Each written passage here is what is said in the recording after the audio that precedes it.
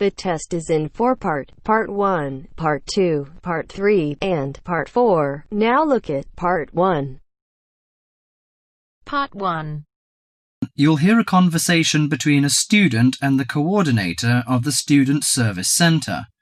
First, you have some time to read questions 1 to 3.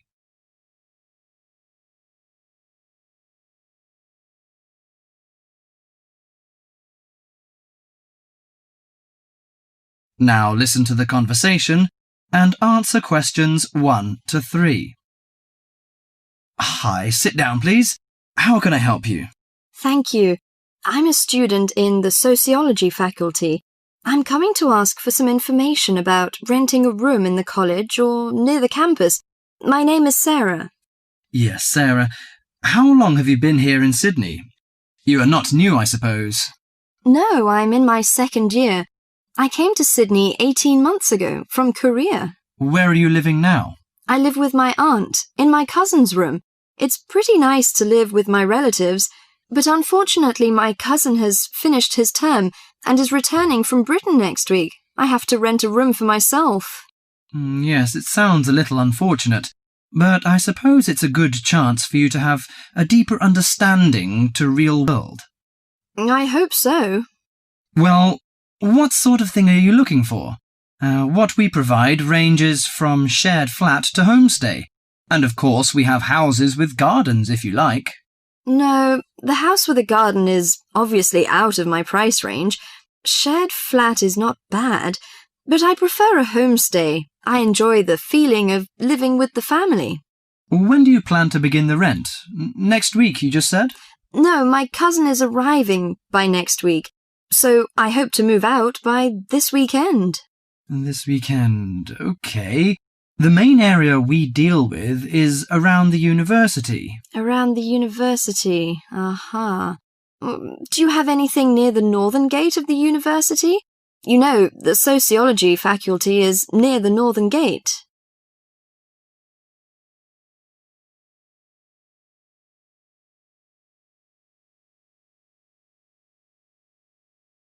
Before you hear the rest of the conversation, you have some time to look at questions 4 to 10.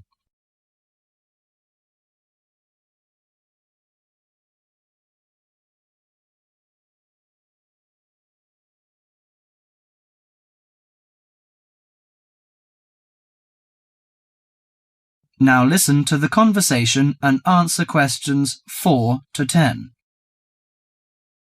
Yes, what sort of price are you thinking of? Well, could you give me some idea? You know, I have no experience of renting a room. I don't know what price is reasonable, but I hope it's not over $300. I see. Usually the homestay ranges from $180 per month. Only $180? Yes, to $350 depending on a number of different factors. What does it depend on? Well, obviously the quality of the house, the facilities and extra services. Oh, I don't care about the quality very much, as long as it's clean. As to the facilities, I want the room with a separate bathroom. Kitchen isn't a necessity, because I don't want to cook by myself. I hope to have meals with the family if possible. Okay, let me check the files. Yes, I think this one might suit you. It's a family house with 2 vacant bedrooms. How about the owner of the house? I mean, is it a family or... According to the file, it is a retired lady. She wants to find college students as tenants. That's great. What's the condition of the rooms? The bigger bedroom is furnished and with a bathroom, and the rent is $320 per month. The smaller one charges $250. It is furnished too, but without bathroom. Oh, $320. It's a bit out of my range, but I think I prefer the bigger one. How about the meals? Well, the rent includes breakfasts and suppers. No lunches, however. You have to buy your lunch. That's no problem. I usually have my lunch in the college cafeteria. And that doesn't cover the water bill and electricity fee, but the laundry is included. Fine. Could you tell me the address? Yes, it's on 323 West Park Road. Let me get that down. 323. Okay, it's near the university. So, when can I have a look at the room? You know, I'm a little pressed for time. The file says the landlady is in every afternoon. So this week, say Friday? Oh, I'm afraid I can't make it then. I have a lecture on Friday afternoon till 5:30. How about Thursday? OK, that's fine. Would 5 be OK? Yes, fine. Just come here. Yes, here in the student service office. Oh, before I forget, before moving, you have to pay 1 month's rent in advance. Really? Oh, I didn't know that before. Could I ask why? As the deposit. You know, in case you damage the property or move out without giving notice. Usually this doesn't happen, but standing in the owner's shoes... Yes, I understand it all. So that's $320. Okay, I'll take the money if I'm satisfied. Well, a word of advice. Don't forget to get a receipt when you pay the deposit or rent. Yes, thank you so much. That is the end of part 1. You now have half a minute to check your answers.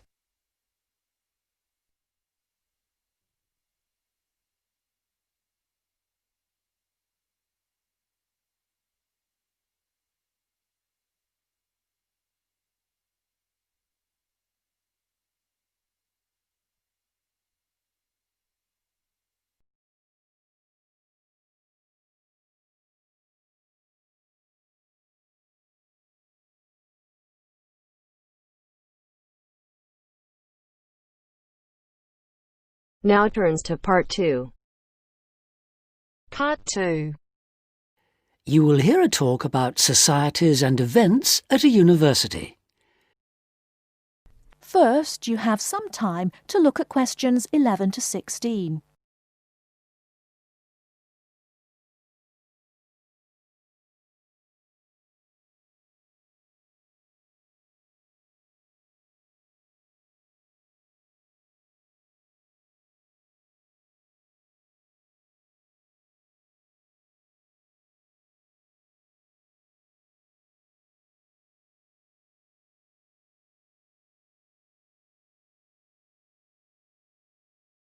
Now, listen carefully and answer questions 11 to 16.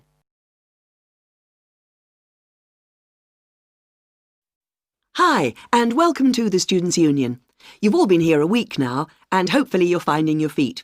You might be wondering what there is to do on campus, apart from going to lectures, doing essays, going out with friends and having late nights. Tonight, you're going to hear about some of the societies, clubs and associations that you can join as a new student, as well as the cultural events going on that might interest you. Richard Hillman from Student Services has come along this evening to tell you more. Good evening. It's good to be here and to see you all. But let me say straight away that as students of the university, you are entitled to join free of charge over 100 societies on the official list. OK, let's begin. I'd be prepared to bet that whatever your interests, you're almost sure to find a club or society here for you. Not surprisingly, there are the long-established clubs that you can find at any university, like the football club or the drama society, along with a whole range of less usual clubs. For example, the Rock Society. We do have a rock climbing club here, but the Rock Society has nothing to do with outdoor activities. It's a music club. That takes me neatly on to the Mountaineering Club. Now, it might surprise you that a university in one of the flattest parts of the country has a thriving group of mountaineers. They meet twice a week on Tuesdays from 5 in the afternoon until 10 o'clock in the evening, and on Thursday afternoons from 1 o'clock until 5. At their regular meetings, they use the climbing wall, but they also organise trips to real mountains both here and abroad during the vacation. Another rather out-of-the-ordinary society you might like to try is the Dance Club. They meet regularly every Friday. This term they're running salsa classes. Next term it's tango. And in the summer it'll be Scottish dancing. Quite a selection. They also put on special events twice a term, either performances by visiting groups or actual dances. Their next event is next Saturday when they're putting on a Latin evening. Go along and try out your samba. At the moment, the dance club is trying to attract new members who may have new ideas for future classes and events. If you're an overseas student, you may find there is a society for students from your country putting on events that'll make you feel more at home. The Mexican Society, for example, is putting on a special Christmas celebration with traditional Mexican food and drink. And every 4 weeks, the Hellenic Society has a film evening. There are also national societies for Malaysian, Turkish and Chinese students. And don't forget, these societies are open to everyone, whether you're from that country or not.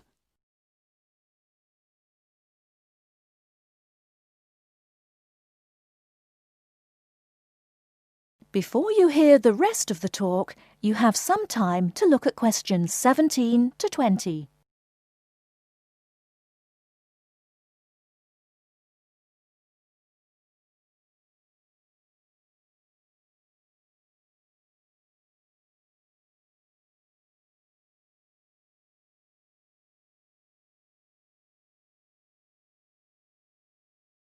Now listen and answer questions 17 to 20. Finally, I'd like to say something about the flourishing arts scene here. This is centred mainly on the Lakeside Theatre and includes a full programme of music, theatre and visual arts. As far as visual arts are concerned, the University Gallery has exhibitions throughout the year. The work of local, national and international artists is regularly on display, as well as exhibitions featuring contemporary architects and designers. The university also has a permanent collection of modern Eastern European art on display. As well as the conventional theatre productions put on by visiting professional companies and student groups, there is a workshop studio which stages more experimental drama. And finally, music. Concerts catering for a variety of musical tastes include performances by visiting groups, as well as homegrown talent. The university has its own jazz band and choir. As with the other groups I referred to earlier, you're eligible to join these, but of course you will be required to go for an audition. So, there you have it. Obviously I haven't covered everything in this short introduction, but I hope I've given you a flavour of what's on offer here.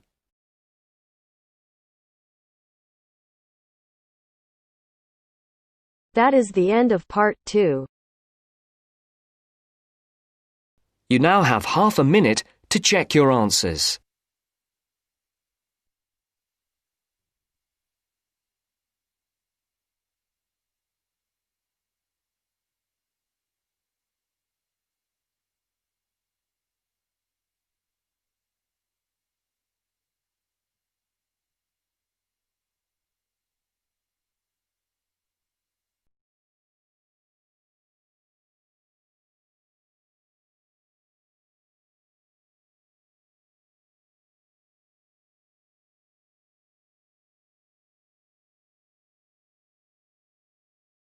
Now turns to part 3. Part 3. You are going to listen to a conversation between two students talking about a lecture they have just attended. First, look at questions 21 to 24.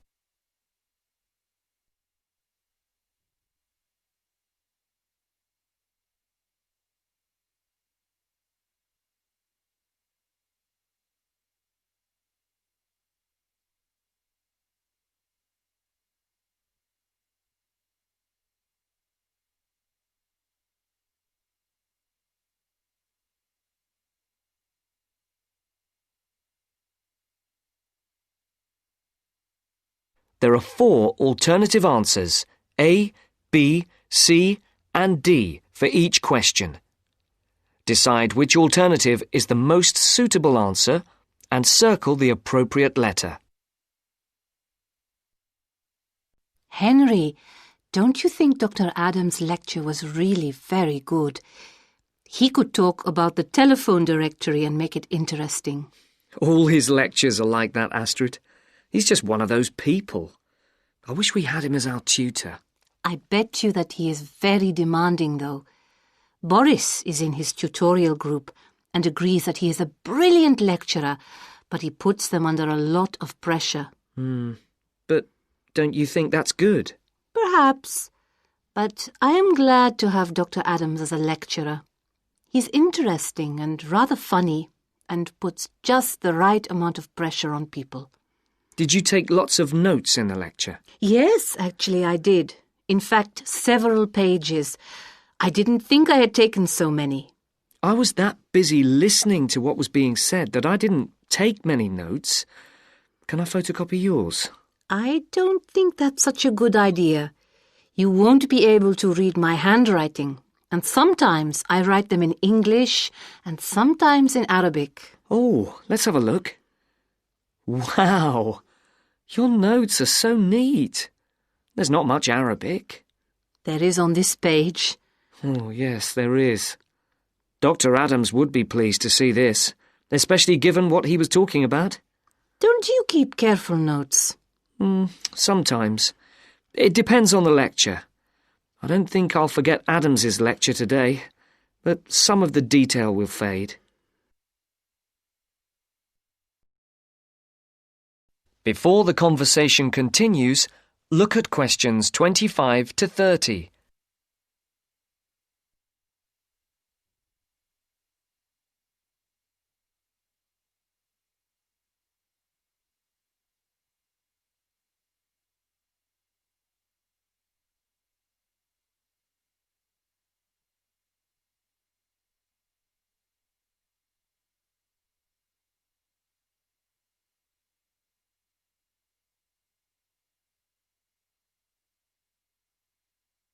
As you listen to the next part of the conversation,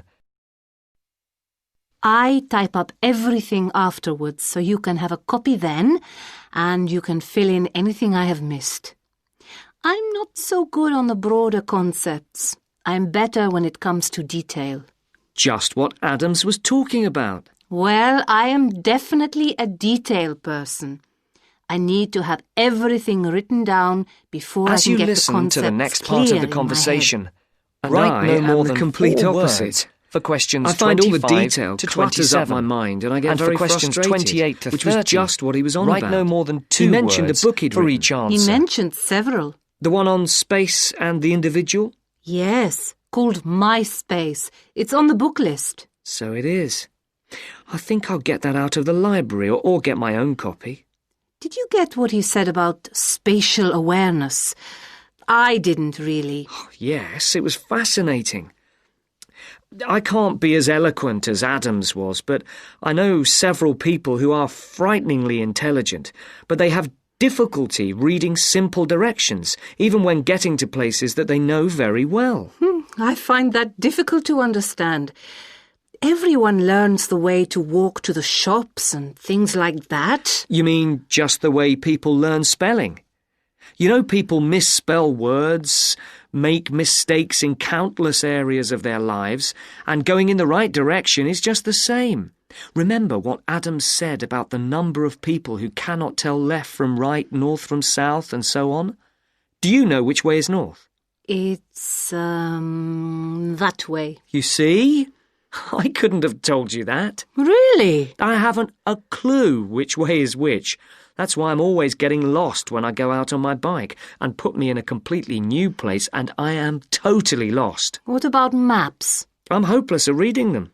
But then you're brilliant at writing essays and getting all the ideas down in the right order, and I don't know where to start. Again, just what Adams was talking about. What we need to do is combine our skills. You teach me to cope with detail, and I'll teach you how to string concepts together. Okay, we can do that. Which way is the library? It's... you're making fun of me.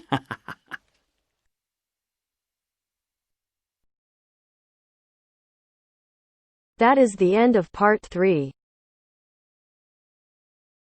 You now have half a minute to check your answers.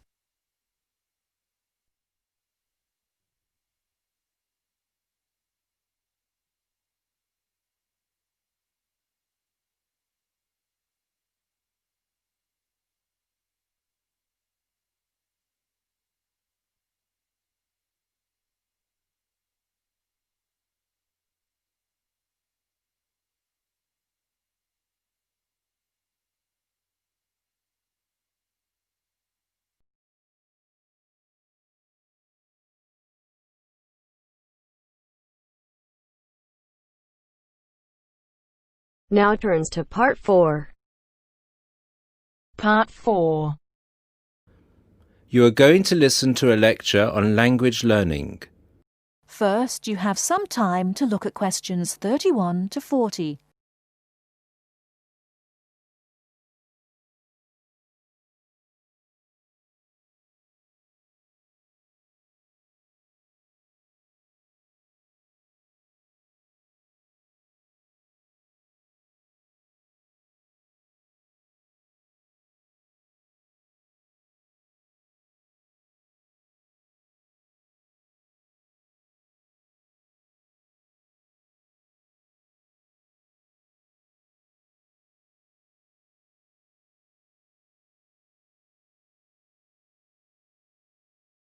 Now, listen carefully and answer questions 31 to 40.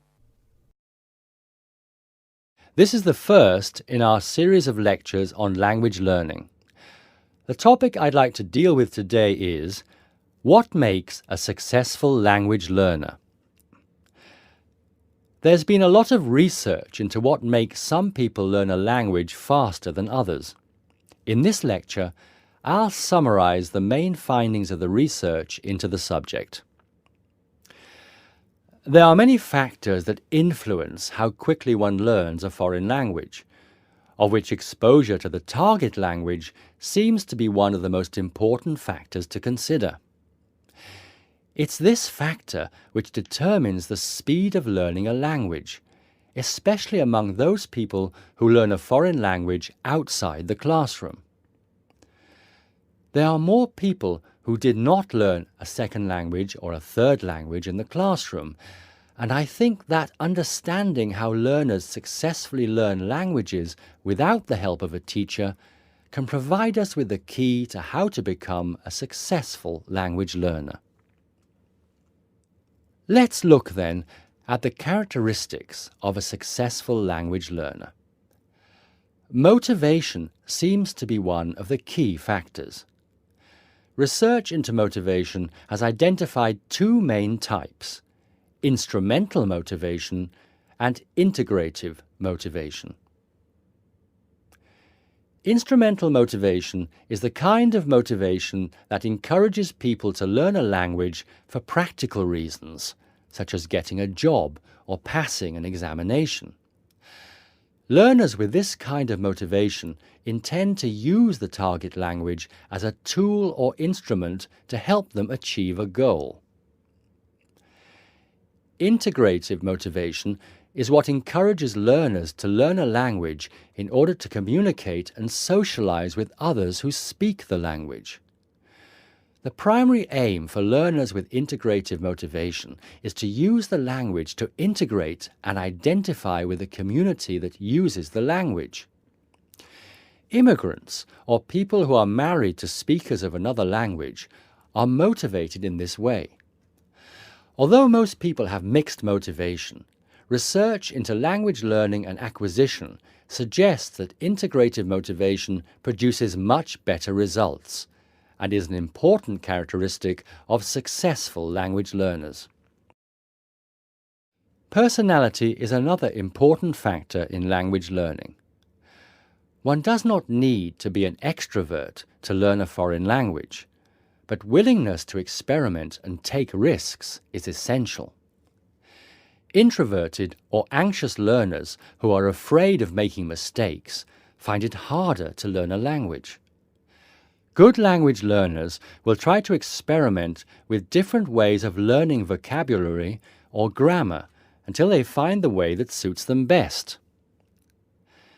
Language is a complex system. Successful language learners often design complex learning systems to master a language.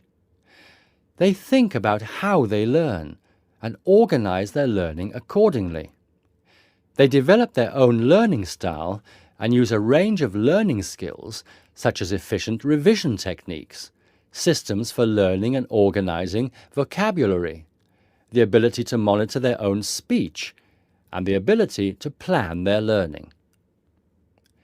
Finally, age is another major factor to be borne in mind.